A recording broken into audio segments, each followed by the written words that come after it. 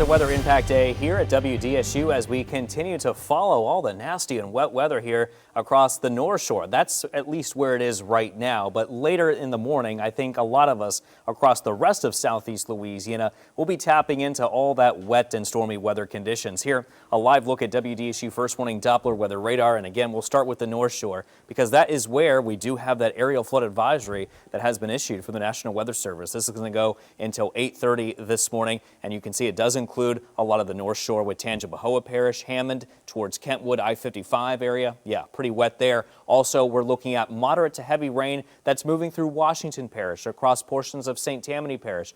And if we move the map a little bit further east towards South Mississippi, yeah, still looking pretty wet here too. A lot of this, again, moving its way east, but later into the morning hours, I'm expecting that a lot of us are still going to be looking at some heavy rain, eventually pushing its way south, which is why southeast Louisiana in general under that level 1 marginal flood threat. And yes, that does include South Mississippi too. So we'll time it out here. You can see by 7 o'clock still very wet here across the North Shore. By late morning, let's say around 10 o'clock, a lot of that begins to move south to include the metro, South Shore locations down towards the coast. South Mississippi also looking pretty wet and stormy. We could see more redevelopment of showers and thunder showers even as we head into the afternoon hours here yet again before they begin to diminish as we head to about 10 o'clock tonight. So tonight through early tomorrow morning, we could get a break, but you could see overnight here, there could be some scattered showers that could be redeveloping once again across parts of southeast Louisiana, followed by yet another break by 10 o'clock tomorrow morning. Now, I say break, it's still going to be cloudy, but here comes another round, though, by tomorrow afternoon around 4 o'clock. A lot of us looking at some scattered rain showers, maybe even some thunderstorms here mixed in with some of this as it begins to move through, with the second round still moving through as we head to tomorrow night. You can see by midnight Saturday, still looking at some rain showers still pushing on through here associated with that storm system. I know we got the parade happening tomorrow. The forecast, it's still looking a little bit wet. Rain likely 10 o'clock and also at noon, temperatures in the low 60s. By 3 o'clock, we could still be looking at some lingering showers. That could be a possibility.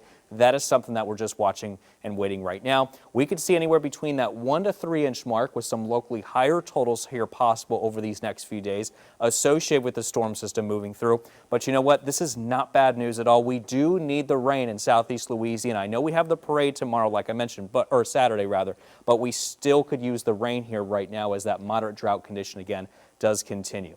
So rain chances looking very high through Saturday. Sunday, you can see they begin to diminish and virtually nothing as we head into Monday. And that's because if we look ahead to the bigger picture, as that system begins to move through, you can see what happens by Sunday. It's pretty much gone here as it begins to move its way towards the east. We'll be on the backside, so it'll be a little bit cooler. And also notice the skies clearing out here too as we head into next week as well. So we're expecting a lot of sunny weather because of that. And by Wednesday, maybe a few clouds. Overall, nicer conditions in the forecast. Highs today into the 50s, North Shore 60s towards the South Shore. And you can see our temperature trend here kind of going up and down with highs reaching 70s by Sunday. And then we're back into cooler weather Monday and Tuesday before warming up again by Wednesday.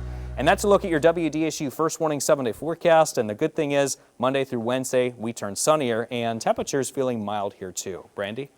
Thanks so much, Derek. I'm listening very closely to the forecast because it's like the tale of two shores. So let's start with the North Shore. This is US 190 north of I-12. And as you can see, the camera lens is wet. The road is wet. Everybody needs to go ahead and pack their patience, add some extra time to your commute this morning because you will be impacted by this. Sticking with the North Shore, this is the Hammond, Ponchatoula, Independence area. This is along I-55. This is I-12 east of I-55. And again, very, very slick roadways. You see the water popping up as folks drive through. Everybody needs to drive safely and slowly because slick roads can be very dangerous. Still on the North Shore, I-12 at I-55 interchange, I-12 west of Highway 11. It's still so dark that I'm not able to get, well, the cameras aren't in color. Once it's from Hammond to Slidell, though, I'm saying green light because I don't see any traffic impacts except that the roads are wet. So for that reason, you need to make sure you're driving very, very cautiously this morning. But down here on the South Shore, this is the NO Metro, I-10 at Williams facing westbound, I-10 at Norman C. Francis. Again, you're not seeing that water pop up off the road. The roads here are not as wet, but I'm keeping a close eye. When I look at the map, that matches with what we're seeing in the cameras. Everybody has the green light so far this morning. And one of those areas that could become a slow down problem spot in around the CBDs is that Claiborne flyover. Volume still very light, average at 35 miles an hour. Drive time still look good. Everybody still has the green light. That will likely change over the next 30 to 40 minutes.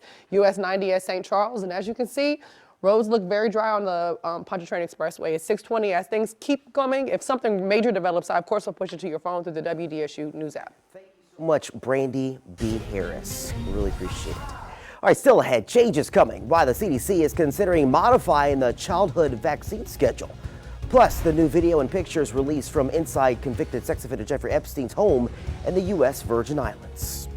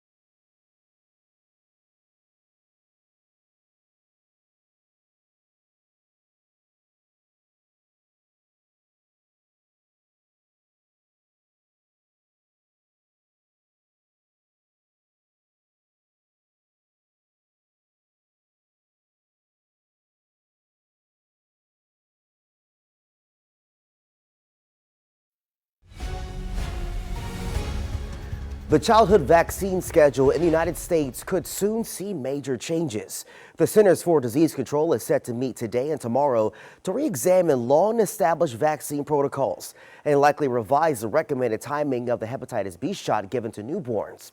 Now, this comes after public health experts are sounding the alarm over major changes to U.S. vaccine policy under the Trump administration. The members of the committee, handpicked by Health and Human Services Secretary Robert F. Kennedy Jr., have expressed skepticism over the vaccine schedule. But health experts warn delaying the birth dose could result in 1,400 or more preventable infections in children each year. It's actually a remarkably safe vaccine. Nothing has been shown that has any long-term consequences, and certainly nothing that has anywhere near the consequences of a chronic hepatitis B virus infection. In a statement, HHS said that it, quote, continues to promote transparency in vaccine safety data and to communicate clearly about both risks and benefits. Now, Daryl, this comes as child deaths worldwide are projected to rise for the first time this century. The Gates Foundation releasing a new report that found an estimated 4.8 million children will die before the age of 5 this year. That is an increase of 200,000 preventable deaths compared to last year. The foundation blames a nearly 27% drop in global health funding, citing cuts by high-income countries, including the United States. The foundation is urging governments to invest in healthcare, calling routine immunizations the, quote, best buy in public health. 6:25 in this morning, we're seeing never-before-seen video and images of the Epstein Island, the convicted sex offender Jeffrey Epstein's home in the U.S. Virgin Islands. The images hitting your screen shows grounds that resemble a luxury resort fit with ocean views and a massive swimming pool. Several bedrooms and bathrooms can also be seen, including one room with what appears to resemble a dentist chair surrounded by masks on the wall. One photo shows a landline telephone with first names written on the speed dial buttons, and another appears to show a study where there are words written on a blackboard. Both images include redactions. No people were shown in any of those images. Coming up next, council controversy, the big issues on the agenda in St. Tammany Parish today, and how 2 key votes could impact you. Plus, no more monkey business, where the last monkey that escaped after a crash in Mississippi can finally call home. And don't forget, if you're on the North Shore, you can stay up to date with changing weather from WDSU.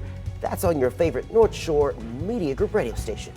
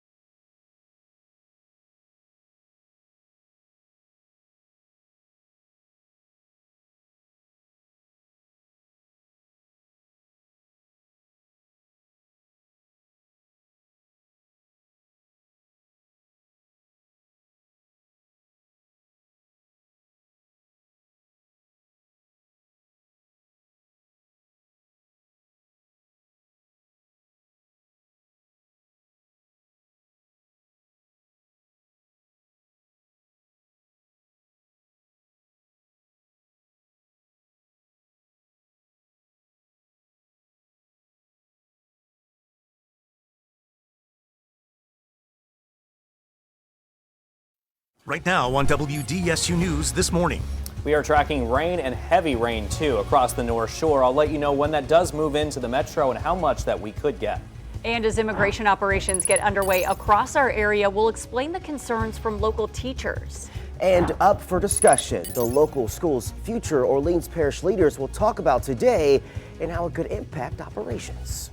WDSU News This Morning starts right now.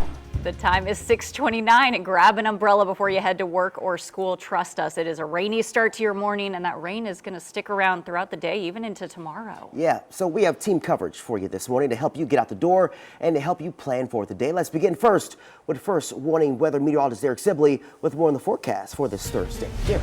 Yeah, well, Daryl and Morgan, things are definitely looking very wet and soggy out there here, especially if you're on the North Shore. That's where we're going with the weather impact day, because not only that, but there's a chance that some of this may begin to flood here too. In fact, we do have an aerial flood advisory for the North Shore. WDSU First Warning Doppler radar is clearly showing that. You can see that area, that polygon rather, showing that aerial flood advisory because of the heavy rain that we've seen here so far. Some minor flooding here occurring here till 8:30 a.m. this morning for that advisory. And you can see the North Shore still looking at very heavy rain moving through. South Mississippi also looking at some very heavy rain near Picayune as well. So there is that level 1 marginal risk of flash flooding today for southeast Louisiana and South Mississippi, hence the weather impact day with the heaviest rain likely through the morning. Heavy rain that could cause some flooding. We'll talk more about that with 1 to 2 inches of rain certainly possible as well. Back to you.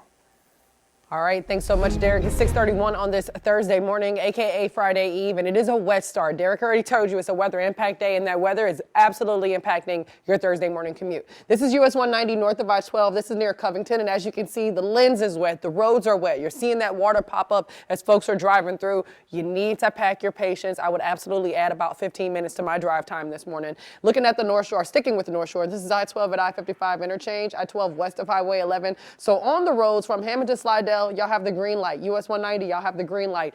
The issue here is those roads are very wet, which means they're slick and they could be dangerous. So you'll want to add that extra time. Nobody needs to be speeding through this wet weather this morning. Down here on the South Shore, though, this is I-10 at Williams, I-610 at Canal Boulevard, literally the tale of two different shores. The North Shore, it's coming down really hard. Here on the South Shore, it does not look like the roads are wet, or at least not as wet. And as you can see, no crashes or delays to report for you. Now, one area where we may start to see some heavier congestion or volume will be coming out of New Orleans East, and that's at the high-rise bridge, and I'm already starting to see some of that volume build, averaging 45 miles an hour over the top, and that'll continue throughout the morning of the same amount of thousands of folks hitting the road at the same time, and we get into that prime time hour of commute. This is I-10 in Norman C. Francis. Again, roads don't look wet. You don't see that water popping up, but I'm keeping a very close eye for any crashes, any delays, and everything you need to know before you go on this Thursday morning. All right, Brandy, thank you. Happening now, Federal Border Patrol agents are on the ground as day 2 of Operation Catahoula Crunch gets underway, and as fear grows among community members, a new system is online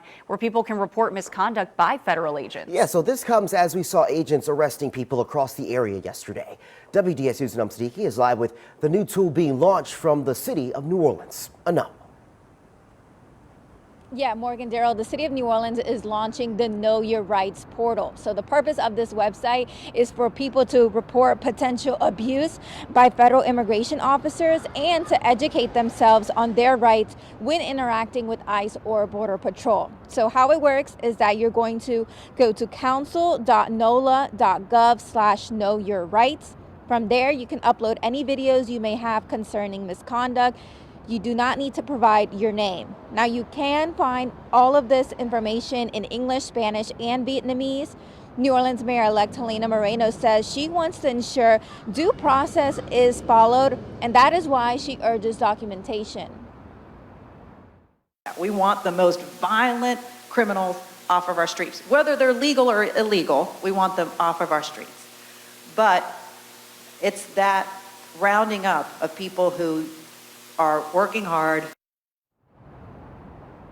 And remember, this operation in New Orleans and the surrounding areas is set to last for the next 60 days. Reporting live in New Orleans, Anam Siddiqui, WDSU News. Anam, thank you. And the FBI New Orleans office and Louisiana State Police say they will be working in tandem to support this immigration operation and deter potential assaults on federal agents. In a joint statement, those agencies say they will be on the streets to investigate and arrest anyone assaulting officers, unlawfully impeding law enforcement, or helping anyone with criminal activity. Now, Councilmember Leslie Harris says she is concerned about the impact this operation will have on education in our area. Yeah, that's why many Hispanic-led organizations are stepping up, warning residents what to do if they see Border Patrol agents as more presence is expected. WDSU spoke with a local elementary school teacher in New Orleans who says nearly every Hispanic student in her after-school arts class has been absent this week. She fears the immigration crackdown will make things worse. I'm scared to see how this is going to pan out. I don't know. I know the families can be scared. I can only imagine how, the other teachers must feel, the teachers who do work with them full time throughout the day. Because I miss my babies. It's only been 2 days back from school. WDSU reached out to NOLA Public Schools and Inspire NOLA, one of the city's largest charter networks. Inspire NOLA confirms dozens of Hispanic students have missed school so far this week. And with everything going on tonight, the St. Charles Center for Faith and Action will lead a prayer vigil for those affected. The event is taking place at 7100 St. Charles Avenue at 6 p.m. The gathering will include shared prayers and brief reflections from faith leaders. The center will not be recommending attendance for impacted immigrants, as public participation could pose risks. To St. Tammany Parish now, where the council will vote on two big issues today. First, they will vote to extend the current utility rate so an increase does not go into effect until the middle of next year. For context, that utility rate is expected to double. Then the council will vote on a resolution to remove the entire mosquito abatement board. This follows weeks of controversy surrounding the agency. And we have done several stories here at WDSU on the board. You can find all of our previous reporting right now on WDSU.com. Current time is 6:36, and the future of the Leah Chase School will be discussed at the Orleans Parish School Board meeting tonight. School board members will meet to discuss the feasibility and sustainability of the Leah Chase School. The school first opened its doors last year and is the first district-run school in nearly 2 decades. Leaders will discuss if they're meeting the demands to keep the school up and running and a 5-year plan to see if the district is able to run more schools in the future. The meeting is happening today at 5:30 p.m. Also happening today, we're expected to find out just how well the new Mardi Gras Amtrak Mardi Gras service train is doing so far in our city. The first train ride happened back in August and runs from New Orleans to Mobile, Alabama. Today, officials will meet to discuss the financial and operational performance in 2025 and what improvements need to be made for next year. That meeting is happening at 10 a.m. and stick with WDS News for updates on that meeting. Well, that last monkey that escaped after a crash in Mississippi has finally found a place to call home, New Jersey. Last month, a truck carrying 21 biomedical research monkeys overturned on Interstate 59 in Mississippi. Most were recaptured and some had to be put down in the process, but we learned the last of the bunch was recaptured and is now safely living in the monkey house at Popcorn Park Animal Refuge in New Jersey. And get this, park staff renamed him Forrest in honor of him being on the run for over a week. Hope he has a girlfriend named Jenny. I don't get it. Oh, run, Forrest, run. I get it. Okay. Moving on. Coming up next, getting answers about a follow-up strike off the coast of Venezuela. The briefing happening today that could provide more clarity. Plus, the toy drive you can go to tonight to make sure every kid has a toy underneath their tree this Christmas. Still looking at some heavy rain, hence the weather impact day, especially for you on the North Shore. Aerial flood advisories in effect. I'll let you know when that moves in to the metro coming up next in weather.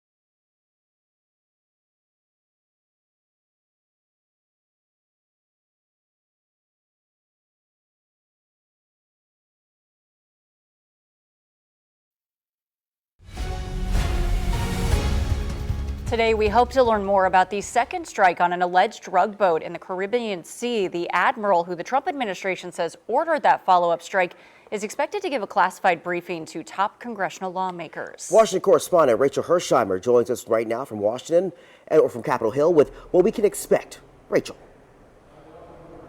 Daryl and Morgan, good morning to you both. So lawmakers who oversee national security are expected to hear today from Admiral Frank Bradley. That is the commander that the Trump administration says ordered that follow-up strike on an alleged drug boat in the Caribbean Sea back in September. The reason this has been gaining so much attention recently is because a report came out indicating that a first strike on a boat killed 9 people and then a second strike was ordered, killing 2 more people who were clinging to the wreckage. AP sources claim the Pentagon knew there were survivors and the U.S. military still carried out the follow-up attack. Defense Secretary Pete Hegseth said he only watched the initial strike but was not present for the second one. Hegseth also claims Admiral Bradley ultimately made the call to strike the boat a second time. Now, some legal experts argue the second attack could be a violation of peacetime law if the military knew there were survivors. Before the second strike, there's a duty to ensure you know what you're striking. And if there's an order to intentionally strike those survivors, that was a clearly unlawful order that should never have been given, and it should have been disobeyed when it was given. Now, President Trump was asked yesterday if they would be able to release video of that follow-up strike. He basically said he didn't know if that video existed, but the president said if it does, they will release it. Back to you. Now, Rachel, we're also expecting new details to come out today about the Defense Secretary's use of the messaging app Signal. So what can you tell us about that? Yeah, so today a Pentagon watchdog is expected to release a partially redacted version of the report showing Pete Hegseth's usage of that messaging app Signal. Now, Hegseth is accused of using that messaging app to talk about a possible strike on Yemen's Houthis militants. Now, a person familiar with the matter told the AP that it found that Hegseth put U.S. personnel and their mission at great risk. Another person familiar with the matter also told the AP that the report found that Hegseth violated Pentagon policy by using a personal device for official business. Back to you. Rachel Hersheimer, live from Capitol Hill. Rachel, as always, thank you so much. This morning, federal food assistance could be in jeopardy in certain parts of the country. The Trump administration has threatened to withhold money to administer SNAP benefits in some states if they don't turn over certain information. The administration wants information about people receiving SNAP, but a USDA spokesperson later explained they are targeting administrative funds, not the benefits people receive. And Agriculture Secretary Brooke Rollins further clarified yesterday, saying the goal is to eliminate abuse in the program. We have begun and will begin to stop moving federal funds into those states until they comply and they tell us and allow us to partner with them to root out this fraud and to protect the American taxpayer. More than 20 Democratic states have sued the Department of Agriculture over the request for that information. Rollins said more than 25 mostly red states have already agreed to hand over the information. And WDSU did reach out to the Louisiana Department of Health to see if they're expecting any disruption in SNAP benefits. We have not heard back yet. And this morning, Goodwill of Southeast Louisiana is celebrating fundraiser success. They collected more than $20,000 for Second Harvest Food Bank just in time for the holidays. So throughout November, shoppers at all Goodwill locations were encouraged to round up their purchases to the nearest dollar. That money then went directly to Second Harvest. The check presentation is happening at 3 this afternoon on Tulane Avenue. Well, the Weather Impact Day continues here at WDSU as we're still following that heavy rain threat that continues to move through. There's a look at the Manning Family Children's Hospital camera, that is, and you can see very cloudy, gloomy weather here. Eventually, that rain that we see right now on the North Shore will move its way towards the South Shore, including the Metro as well. But the North Shore is where we're seeing the heaviest rainfall right now, which is why we are looking at an aerial flood advisory here for the North Shore here, too. This is going to go until 8:30 a.m. this morning. Look at the heavy rain falling around I-55 in between Kentwood and Hammond there in Tangipahoa Parish. Meanwhile, Washington Parish and the majority here of St. Tammany Parish looking at some heavy rain here, too. Moderate to heavy wet weather is moving in here now, and you can see South Mississippi as well, also looking at that moderate to heavy rain that continues to move its way towards the east. Eventually, we're going to start to see all of this fill in, including the rest of southeast Louisiana down towards the Metro, where we do have that flooding risk. It's a marginal level 1 risk of flooding here today as the weather that we see here now just to the north and west of us, including the North Shore, begins to move its way south. You can see by 7 o'clock in the morning, still looking at some heavy rain across the majority of the North Shore. 10 o'clock, that rain begins to move south towards the New Orleans metro and down towards the coastline. And you'll see up towards southern Mississippi looking at some very heavy rain too. We could see some more redevelopment of scattered showers, maybe even some thunder showers around 5 o'clock in the afternoon today. 10 o'clock tonight, we see a break, cloudy skies, a couple of light spotty showers, still a possibility. And then by overnight tonight, more redevelopment, some light to moderate rain showers can move their way in before clearing out by 10 a.m. tomorrow morning. So there's another break, but then you can see more showers and some thunderstorms begin to fire up as we head into tomorrow afternoon, and that will continue through at least into tomorrow night, into early on Saturday. So I know that we have the holiday parade here happening on Saturday. That starts at 11 o'clock. Right now, I do have rain showers still in the forecast. Temperatures into the upper 50s to the lower 60s. With some showers still possible later in the day. So 1 to 3 inches of rain with some locally higher totals can be a possibility here as we go through Saturday before we diminish this out as we head into Sunday. I'll show you that next, but this is not bad news at all, though. I know we have the parade going on, but we do have that moderate drought condition in southeast Louisiana. So we definitely could use any type of rain to help put a dent into the drought that we currently have. High rain chances will continue through Saturday before beginning to diminish on Sunday. Once the system finally clears and departs the area, you can see as we go into Sunday, that system is actually east of us by that point. So we'll be on the backside. It will be drier. It will be cooler too as we head into early next week as well. Monday, Tuesday, Wednesday, you can see conditions are looking pretty nice and fair across southeast Louisiana. Highs today up 50s on the North Shore, low 60s, mainly South Shore, and high temperatures going forward. You can see kind of up and down here, pretty mild to say the least for southeast Louisiana standards this time of the year. And that's a look at your WDSU First Warning 7-day forecast. Lots of sun here begins early